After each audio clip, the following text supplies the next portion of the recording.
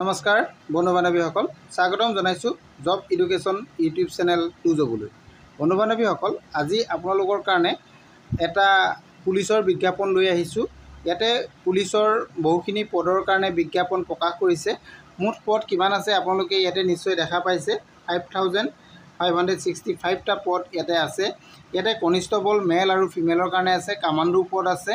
এই সকলোখিনি পদৰ কাৰণে আপোনালোকে কেনেধৰণে আবেদন কৰিব, অনলাইন আপোনালোকে আবেদনৰ এপ্লিকেশ্যন ফিজ কিমান পে'মেণ্ট কৰিব লাগিব, শিক্ষা কিমান প্ৰয়োজন হ'ব, বয়স কিমান লাগিব, এই সকলোখিনি বিষয়ে আজি মই এই ভিডিঅ'ৰ জৰিয়তে আপোনালোকক জনাবলৈ চেষ্টা কৰিম। গতিকে বন্ধু বান্ধৱীসকলে ভিডিঅ'টো শেষলৈকে চাব বুলি মই আশা ৰাখিলোঁ। আৰু যদি আপোনালোকে মোৰ চেনেলটো এতিয়ালৈকে ছাবস্ক্ৰাইব কৰা নাই, তেনেহ'লে চেনেলটো ছাবস্ক্ৰাইব কৰি দিব বুলি মই আশা ৰাখিছোঁ। আহক আমি আজিৰ ভিডিঅ'টো আৰম্ভ কৰোঁ।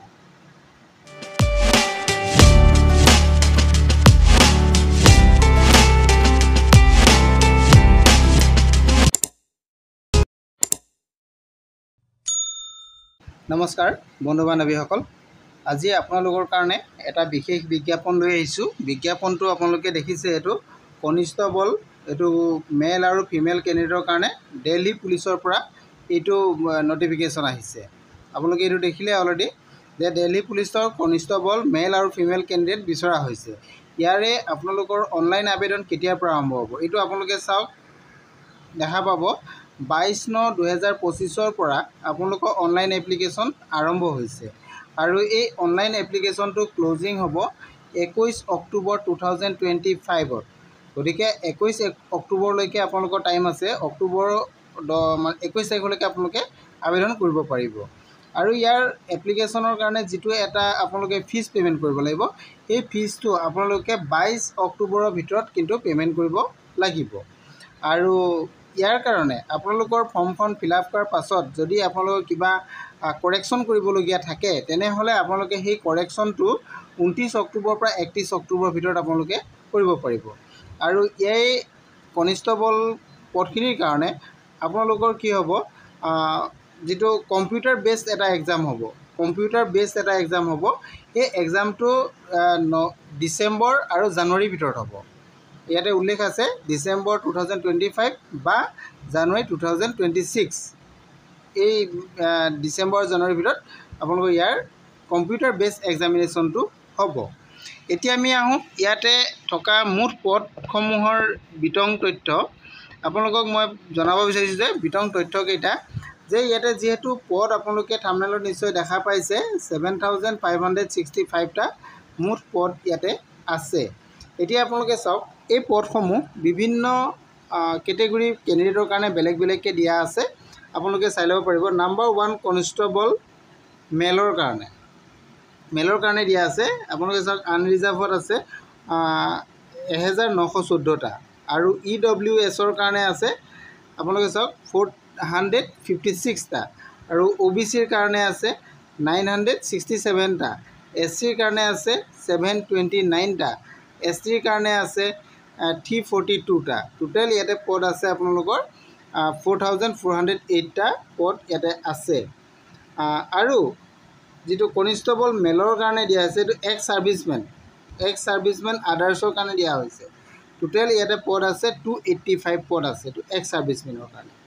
আৰু এক্স ছাৰ্ভিচমেন যিটো আছে, এইটো কামাণ্ডোৰ কাৰণে যিটো পদ আছে, কনিষ্টবল কামাণ্ডোৰ কাৰণে পদ আছে 376টা ইয়াতে পদ আছে মেলৰ কাৰণে।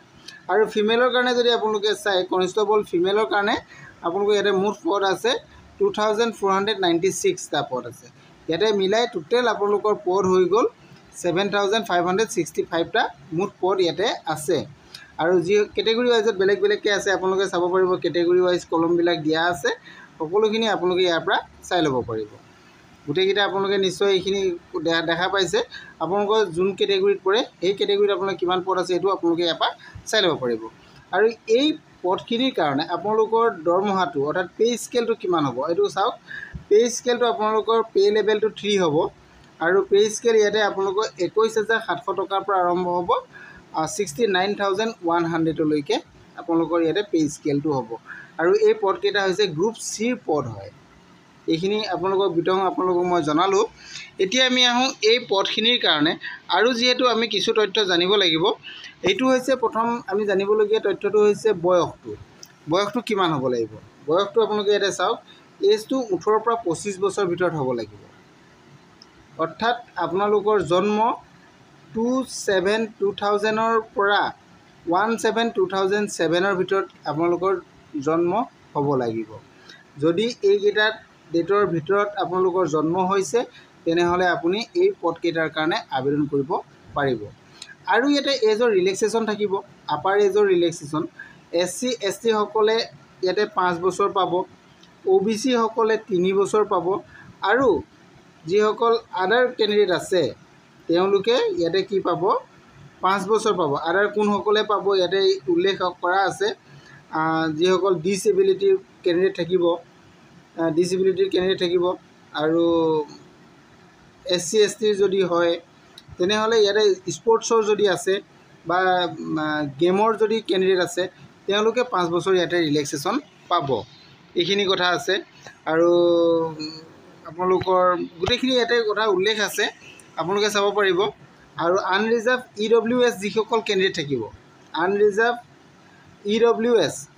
বা EWS কেণ্ডিডেটসকলে ইয়াতে লিখা আছে ডিপাৰ্টমেণ্টেল কেণ্ডিডেট, যিসকল ডিপাৰ্টমেণ্টেল কেণ্ডিডেট থাকিব দিল্লী পুলিচৰ তেওঁলোকৰ কাৰণে 10 বছৰ আপাৰ এজৰ 40 বছৰলৈকে তেওঁলোকক দিয়া হ'ব,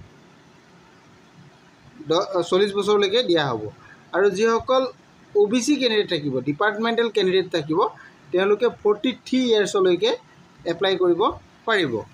আৰু এইখিনি কথা গোটেইখিনি কথা ইয়াতে এজৰ কথাটো উল্লেখ আছে, আপোনালোকে যোনটোত পৰে সেইটো আপোনালোকে চাই ল'ব পাৰিব। গোটেইখিনি বিতংকৈ ইয়াত উল্লেখ কৰা আছে এজৰ কথাটো। ইয়াৰ পিছত আমি আহোঁ, ইয়াত আৰু জানিবলগীয়া মেইন ইম্পৰ্টেণ্ট যিহেতু পইণ্ট আছে, মই পইণ্টকেইটা আপোনালোকক দেখাই দিব বিচাৰি আছোঁ। মেইন পইণ্ট আৰু এটা হ'ল, এইটো হৈছে এছেঞ্চিয়েল আপোনালোকৰ এডুকেশ্যনেল কোৱালিফিকেশ্যন। এতিয়া চাওক, এডুকেশ্যনেল কোৱালিফিকেশ্যন ইয়াতে কিমান বিচৰা হৈছে, 10+2 অৰ্থাৎ ছিনিয়ৰ ছেকেণ্ডেৰী অৰ্থাৎ হায়াৰ ছেকেণ্ডেৰী যদি আপোনালোকে পাছ কৰি আছে তেনেহ'লে আপোনালোকে এই পদৰ কাৰণে আপোনালোকে আবেদন কৰিব পাৰিব। যদি আপোনালোকে 11 পাছ কৰি ক্লাছ 12ত পঢ়িও আছে তেতিয়াও আপোনালোকে আবেদন কৰিব পাৰিব। এইটো কথা ইয়াতে উল্লেখ কৰি দিছে, এইটো আপোনালোকে নিশ্চয় বুজিব পাৰিলে। এতিয়া আমি আহোঁ এই পদকেইটাৰ কাৰণে আপোনালোকৰ এক্সামিনেশ্যনৰ চিলেকশ্যন যিটো প্ৰচেছ থাকিব, ইয়াত যিসকলৰ NCC কেণ্ডিডেট থাকিব, NCC কেণ্ডিডেটসকলৰ কাৰণে দিয়া হৈছে। যিসকলৰ NCC C চাৰ্টিফিকেট থাকিব তেওঁলোকে ইয়াতে কি হ'ব, যিটো আপোনালোকৰ এক্সামিনেশ্যনৰ যিটো এটা বোনাছ মাৰ্ক থাকিব, সেইটো NCC C হ'লে 5% থাকিব, NCC যদি B হয় তেতিয়াহ'লে 3% থাকিব, NCC যদি A হয় তেতিয়াহ'লে 2%, তাৰ পৰা আপোনালোকে 2% আপোনালোকে লাভ কৰিব। এইটো NCCৰ কাৰণে ইয়াতে দিয়া হৈছে। আৰু ইয়াতে আৰু আপোনালোকক দিয়া হৈছে, ইয়াতে এই বস্তুকেইটাও দিয়া আছে, আপোনালোকে এইকেইটা চাব পাৰিব। যদি আপোনালোকৰ গ্ৰেজুৱেশ্যন আছে, গ্ৰেজুৱেশ্যনত আপোনালোকে মাৰ্কছ যদি আপোনালোকৰ ভাল আছে, ডিগ্ৰী পাছ কৰিছে আপোনালোকে, গতিকে ডিগ্ৰীত আপোনালোকৰ ডিগ্ৰী বা পোষ্ট গ্ৰেজুৱেট যদি হয় তেতিয়া আপোনালোকে তাত আপোনালোকৰ যদি ডিষ্টিংশ্যন পাইছে তেতিয়াহ'লে 5% পাব, যদি ফাৰ্ষ্ট ক্লাছ আছে তেতিয়াহ'লে 4% পাব, যদি ছেকেণ্ড ক্লাছ হয় তেতিয়াহ'লে আপোনালোকে 3%, আৰু যদি পাছ কৰিছে তেতিয়াহ'লে 2% আপোনালোকে লাভ কৰিব। এইখিনি কথা আপোনালোকে এডুকেশ্যনেলৰ কথা ইয়াতে উল্লেখ কৰা আছে। এতিয়া আমি আহিম আপোনালোকে এই পদকেইটাৰ কাৰণে কিমান টকা মানে পে'মেণ্ট কৰিব লাগিব, অৰ্থাৎ আপোনালোকৰ এপ্লিকেশ্যন ফিজ, এইটো কথা ইয়াতে উল্লেখ আছে। এইটো চাওক, পে'বল 100 rupees, আপোনালোকে 100 rupees পে'মেণ্ট কৰিব ইয়াতে লাগিব। আৰু বাকী কিছুমান কেনেদৰে কৰিব নালাগে, ফিজ পে'মেণ্ট কৰিব নালাগে। কোনসকলে কৰিব নালাগে ইয়াতে দিয়া আছে, যিসকল শিডিউল কাষ্ট, যিসকল শিডিউল টাইপ, যিসকল এক্স ছাৰ্ভিচমেন, আৰু এই কেণ্ডিডেটসকলে SC ST আৰু এক্স ছাৰ্ভিচমেন কেণ্ডিডেটসকলে ইয়াতে কোনো ধৰণৰ পে'মেণ্ট কৰিব নালাগে। আৰু এই পে'মেণ্টটো আপোনালোকে UPI থ্ৰু বা নেট বেংকিং সহায়ত আপোনালোকে পে'মেণ্ট কৰিব পাৰিব। আৰু এই পে'মেণ্টটো আপোনালোকে 20 অক্টোবৰৰ ভিতৰত কিন্তু কৰিব লাগিব। এইখিনি আপোনালোকৰ সবিশেষ তথ্য মই জনালোঁ। আৰু ইয়াৰ সবিশেষ যদি আপোনালোকে জানিব বিচাৰে তেনেহ'লে দিল্লী পুলিচৰ অফিচিয়েল ৱেবছাইটত গৈ আপোনালোকে তাৰ পৰা অফিচিয়েল ৱেবছাইটত গৈ আপোনালোকে বিজ্ঞাপনটো ডাউনলোড কৰি ল'ব পাৰিব আৰু তাৰ পৰাই আপোনালোকে অনলাইন আবেদনটো কৰিব পাৰিব। আজিৰ ভিডিঅ'টো ইমানেই আছিল। যদি ভিডিঅ'টো আপোনালোকৰ ভাল লাগিছে তেনেহ'লে লাইক কৰি দিব, লাইক। আৰু যদি কিবা আপোনালোকৰ ওজৰ আপত্তি থাকে বা কিবা যদি জানিবলগীয়া থাকে তেনেহ'লে আপোনালোকে মোক কমেণ্ট কৰি দিব, কমেণ্ট কৰিব আৰু ভিডিঅ'টো আপোনালোকে শ্বেয়াৰ কৰি দিব বুলি মই ৰাখিলোঁ। Thank U.